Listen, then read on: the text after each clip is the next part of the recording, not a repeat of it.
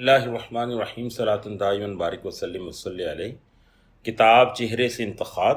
سوال: حضرت واصف علی واصف رحمۃ اللہ علیہ فرماتے ہیں کہ وصال کے بعد قطرے کا بیان عن البحر کا بیان ہے اور یہ بیان میں نہیں آ سکتا۔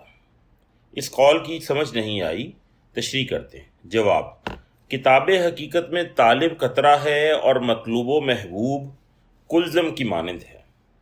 وصال محبوب سے پہلے طالب اور مطلوب میں طلب تو تھی، لیکن دوئی یعنی ڈویلٹی کا شائبہ بھی تھا۔ وصال کے بعد دوئی کا شبہ ختم ہو گیا، یقین حق ہو گیا، بلکہ حق الیقین ہو گیا۔ اس طرح حقیقت ایک بار پھر وحدت کے منظر میں ڈھل گئی۔ وصال ہونا در حقیقت حق ہونا ہے۔ وصال کا مطلب یہ ہے کہ مطلوب بھی کہہ دے کہ ہاں تو میرا ہے، یعنی تو میں ہے۔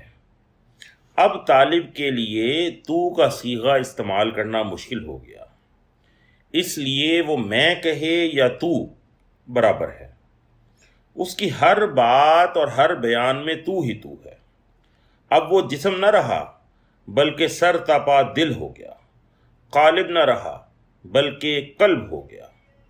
اور وصال کلزم کے بعد ہر قطرے کے دل سے جو صدا آتی ہے اسے غالب نے سن کر کہا، دلے ہر قطرہ ہے ساز عن البحر، ہم اس کے ہیں ہمارا پوچھنا کیا۔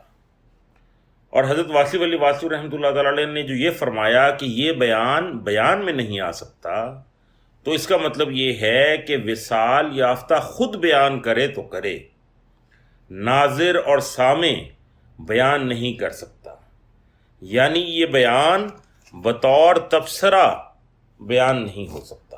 والسلام۔